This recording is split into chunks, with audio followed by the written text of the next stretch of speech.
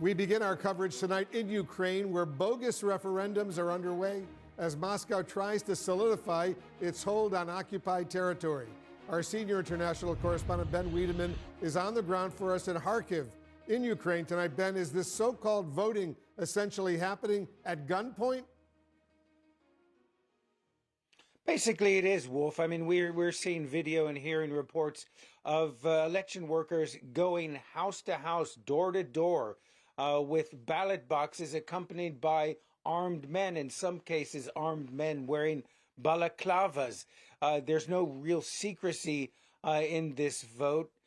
Some people were hearing, aware that these election workers are going from door to door, are locking their doors, closing their curtains, and simply not answering to avoid voting. In fact, the Ukrainian authorities have urged residents of the occupied territories not to answer the door in case strangers show up. Now, at the polling booths themselves, the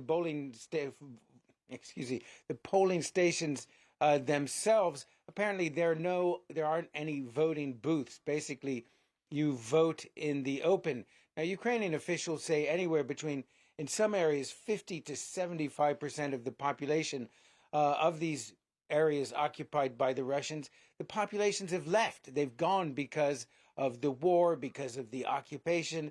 And so to make up for the lack of numbers, according to Ukrainian intelligence, which has intercepted documents, it indicates that they're allowing children as young as 13 to vote. So all indications are that this is a farcical, a sham referendum. But obviously the Russians are pushing it as hard as possible to provide the legitimacy for when inevitably, it seems, they are going to announce their annexation of these areas. Wolf? Ben Wiedemann reporting for us from Ukraine. Ben, thank you very much. Meanwhile, in Russia right now, Putin's military mobilization is driving desperate people to flee the country.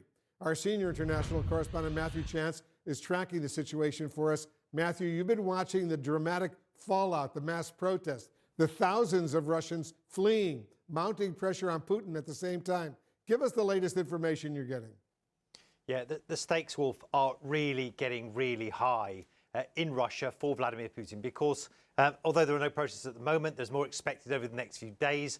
We are still seeing thousands upon thousands of people, mainly men of fighting age, but also with their families as well, trying as best they can to get out of the country. Train stations packed, trains travelling outside of the country filled with young men of fighting age. Lines of cars towards the borders in the west, in the south, other directions as well. Just doing whatever they can. Flights as well, absolutely packed, sold out as soon as the tickets become available, as people desperately try to get out of Russia. Because even though Vladimir Putin has made it clear that he intends to conscript reservists only, people with military experience, and he's calling it a partial mobilization, nobody really buys that. People are concerned that this is going to be much, much broader. And already there are stories about people who have never been in the army that have been served papers that they have to go into the military straight away. There are terrible stories about protesters who have been protesting against the draft and against the war, who have been taken by the police from the protests and moved directly into the armed forces, being drafted directly from the protests. And so there are these astonishingly frightening scenes taking place. And actually, I mean, I know a lot of Russians because I've lived there for so long, but you know, this is the first time that I've spoken to people and they are genuinely anxious and concerned about what's going to happen next. For so long, this was just a conflict that was on their television screens, didn't touch their lives. Now, with this mobilization or this partial mobilization, it has really come to life and really come home for the majority of Russians. The pictures are so dramatic. You know, Matthew, we've also learned here in Washington that U.S. intelligence officials have been privately warning Russia against using nuclear weapons, and they've been doing so for several months. What else are you learning? Yeah, I mean, they've been doing that privately. That's a story that was first, of course, reported by the Washington Post, but now we've confirmed it from our sources as well. And that's interesting. There are these back channels between Washington and Moscow still when it comes to these most serious of issues. But I would say that, the United States, US officials, Biden, his officials, his Secretary of State as well, Antony Blinken, they've been publicly warning the Russians as well that there will be consequences, although they haven't said what those consequences would be, but consequences for Russia using tactical or, of course, strategic nuclear weapons. It's not the first time that Vladimir Putin has threatened the use of this sort of ultimate military force. He tends to do a bit of nuclear saber rattling when he's feeling quite defensive. And the interpretation at the moment is that they're not seeing any signs in the US, from the US side, of any kind of actual movements towards deploying nuclear missiles with a view to actually using them. But obviously, when a nuclear power like Russia makes a threat like this, on some level, you have to take it seriously. You have to plan for it. And that's what Vladimir Putin is hoping for, of course.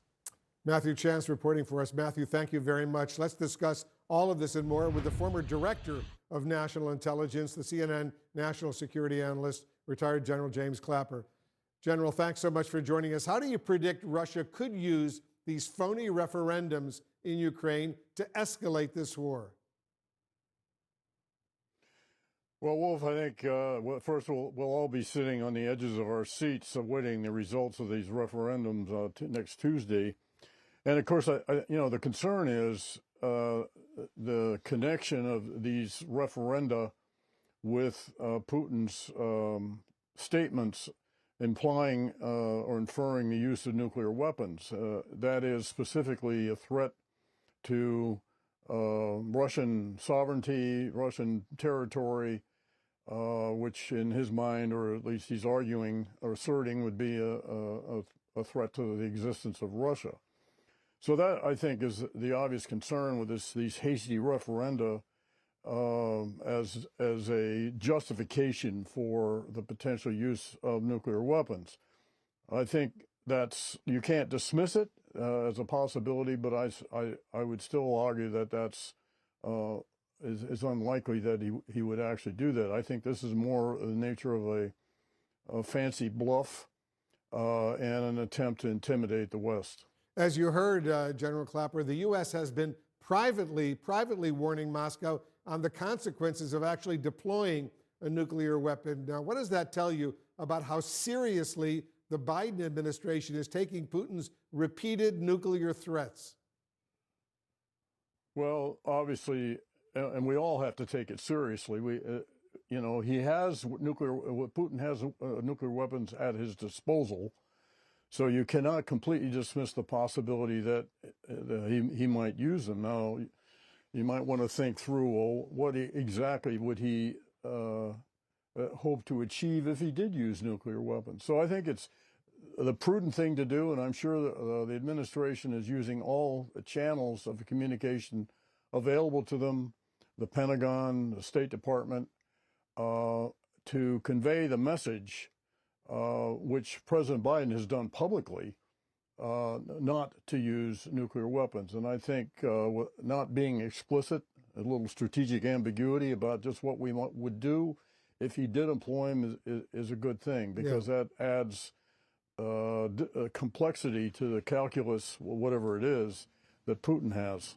When you look, General Clapper, at all these drastic moves by Putin in recent days, the massive mobilization, the crackdown on protesters, the nuclear threats, the sham referendums, what does it all say to you about his mindset right now? Well, I think, he's in trouble, and I think he knows it. I think his options are declining. The mobilization is not going to change the outcome of the combat situation at all.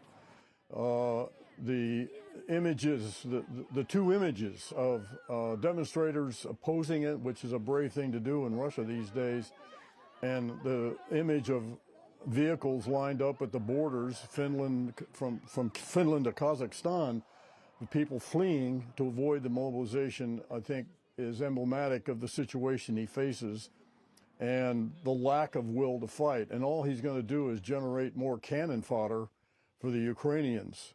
and so it's not going to have any impact. But this is illustrative when you consider where he was 7 months ago, where he thought this would be a romp, and now he's having to do a partial mobilization and quickly stage these sham referenda, and once again try to intimidate the West with threats of the use of nuclear weapons. I think are indicative that he's in a bad place and he knows it. And he sees these demonstrations on the streets of Moscow at the same time. James Clapper, the former director of national intelligence, thanks so much for joining us.